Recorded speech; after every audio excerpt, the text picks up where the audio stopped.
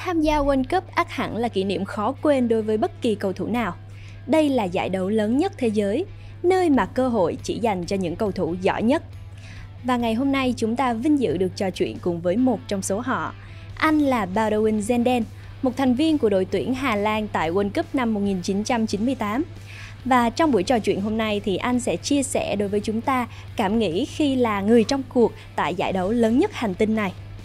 Hello, Zing News. This is Zenden from the Netherlands, former Dutch player for the national team who played in one World Cup and 2 European Championships. Also played a Champions League final with Liverpool against AC Milan. Some people might know me, and I'm sure that you're looking out for some of my predictions for the World Cup Qatar 2022. Xin chào, tôi là Uyên và đây là podcast của Zing News từ World Cup 2022.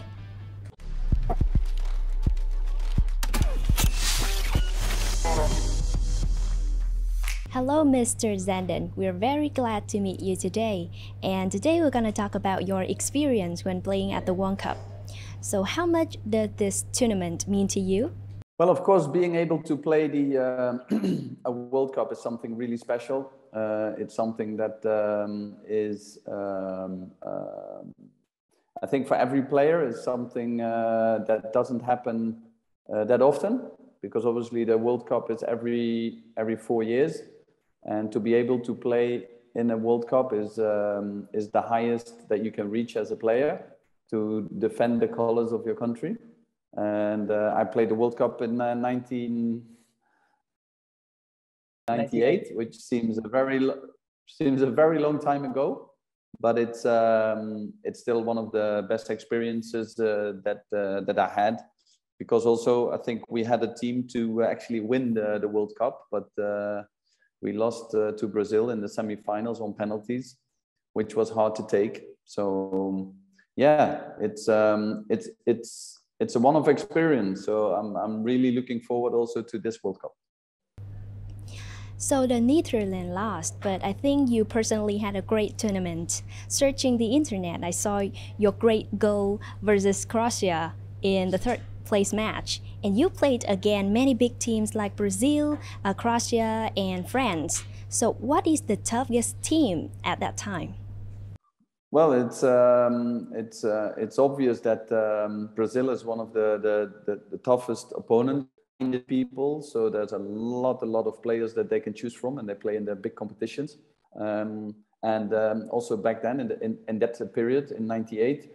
France was one of the biggest sides as well. That's why they also won the World Cup, and even after they won the Euros in 2000 as well, where we also competed against them in the group stages, and we missed out on the final once again because we lost on penalties against Italy in the semi-finals.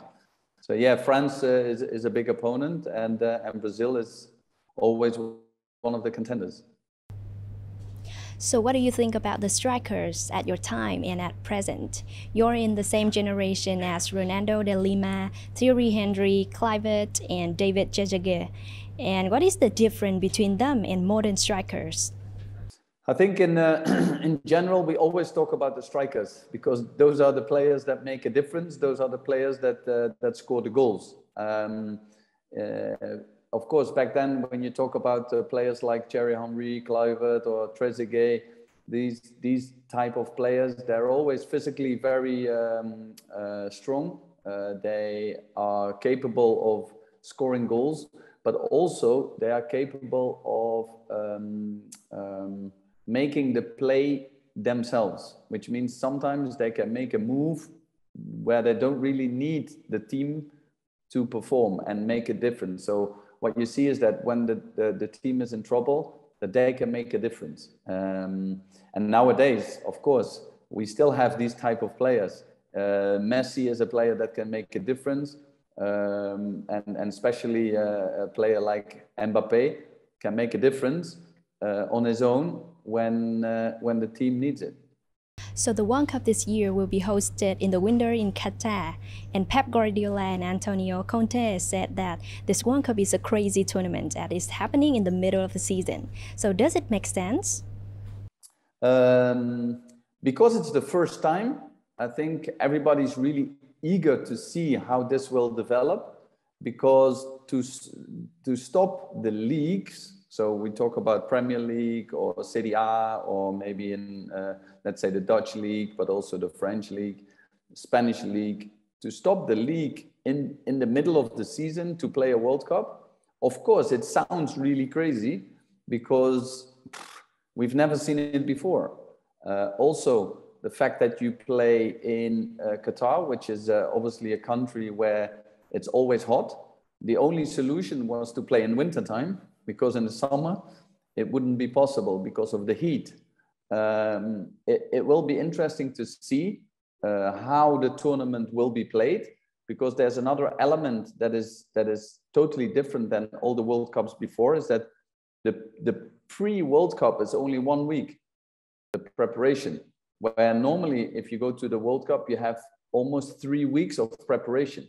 So I'm really eager to see what this will mean for the players, and more so, what will it mean for the second part of the season?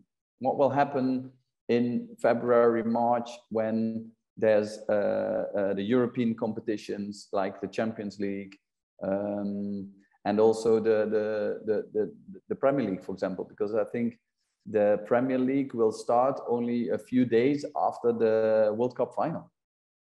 Imagine England go all the way to the final, and then a few days later, they will have to start playing in the Premier League. So it's going to be interesting, but we can only wait and see. I strongly agree with you. So now let's turn to the Dutch national team. The Netherlands is very famous for producing some world-class players such as Dennis Bergkamp, Patrick Kluivert, Ruud van Nistelrooy, or Robin van Persie. And of course you, Boudewijn, Zenden. However, at this World Cup, we did not see many special players at the previous generations. Yeah, the thing is, the way I see it at the moment is, when we played the World Cup in '98, you know, they're really playing at the top level, but still we didn't win it.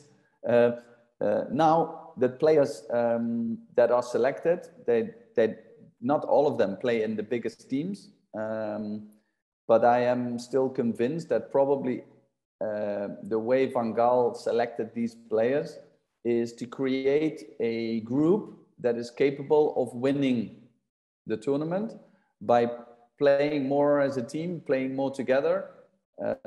You don't always see the best players win the World Cup. Sometimes the best, I think in the end, the best team will win. But really, lacking world-class players is a big issue of the Netherlands. And in the past, players like Arjen Robben, Van Persie or Bergkamp, and Van Nistelrooy greatly contributed to the Dutch success. And looking at Van Gaal's current squad, there were nearly no world-class players. So does that concern you a bit? No, I still think that if you look at the squad, there's a player like Memphis Depay who can make a big difference. There's in the middle Frankie de Jong, who plays for Barcelona at a very high level.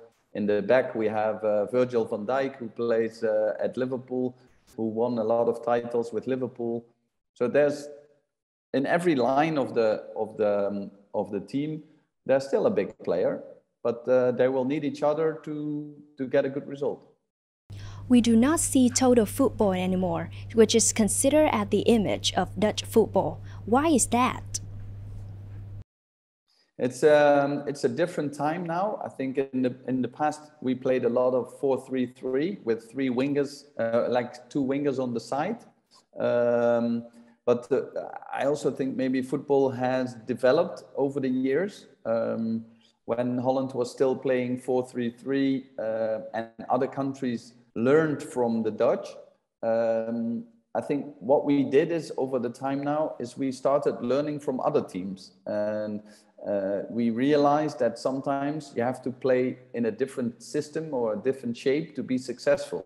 Van Gaal did it in 2014 when they play with 3 in the back, 5 in the middle and 2 up front, and they got all the way to a 3rd place in the World Cup. So I think Van Gaal this year will do the same. He will play with 3 players in the back, 5 in the middle, and 2 up front, because he thinks this is the most likely way to get success because of the players that are available.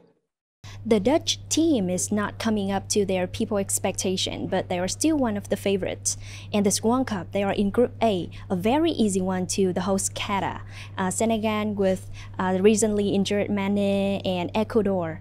It is obvious that they will get into the knockout stage. If they do, how far you honestly think they can go? I think it's a bit easy to say that it's an easy group, because of course Qatar is not a famous football country, but they will host the tournament, and we always see that the host can do something special. Then again, Senegal is a strong side, but I think we are lucky that Sadio Mane is not ready to play the first game, which is a big blow for Senegal, but lucky for the Dutch. And the other one is obviously Ecuador. From the outside, you would say that the Dutch should qualify easy. I agree that the good thing for Netherlands that maybe they can grow into the tournament. So take every game step by step and get further in the tournament. But looking at how things are at the moment, I think to go all the way to the quarterfinals should be okay, but I think they could be successful by at least going to a semi-final. I think if Holland gets to a semi-final, it will be quite a success. So looking at the competitors for the World Cup this year, we can see many top teams much stronger than Netherlands. There are England, Argentina, France, and Brazil. So in your opinion, which team is the strongest in this tournament? I think one obviously to watch will be Brazil. I think Brazil has once again a very, very good selection of players. They all play in the bigger teams. There's only, I think, 2 players from Brazil. They play for Flamengo. The rest plays in all the European bigger clubs. Argentina with Messi could be an outsider. But also what you see now, because the tournament is the middle of the season, there's some injured players that will obviously influence how the teams will perform. As I already mentioned, Senegal missing Mane.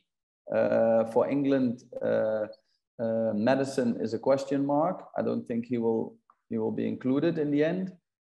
And so every team has some problems, and it will be interesting to see if they can solve the problems. And from your viewpoint, who will be the most watched player at the World Cup 2022? I think all eyes will be on the 3 players from Paris Saint-Germain.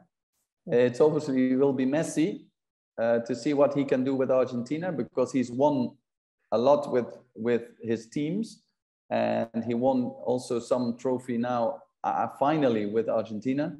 But it will be the biggest success if he can bring back the World Cup to Argentina. So eyes will be on Messi. Eyes will be definitely on Neymar, because with Brazil they expect him to do nothing less than a final. And for me, the one that will make a difference and can make a difference is Mbappe with the French team. I think they are also looking very strong. So those 3 players are the ones to watch, I think, during this World Cup.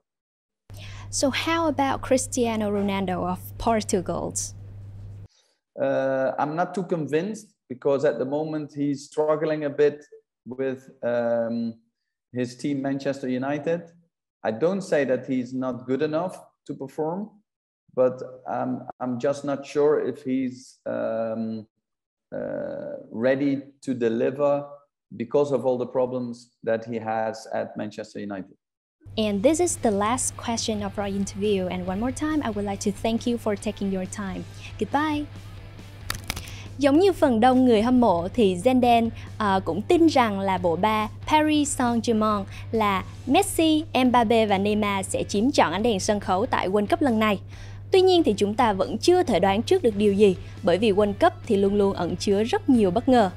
Vì vậy, hãy cùng chờ đợi và đón xem những diễn biến hấp dẫn tại giải đấu lớn nhất hành tinh trên mảnh đất Qatar.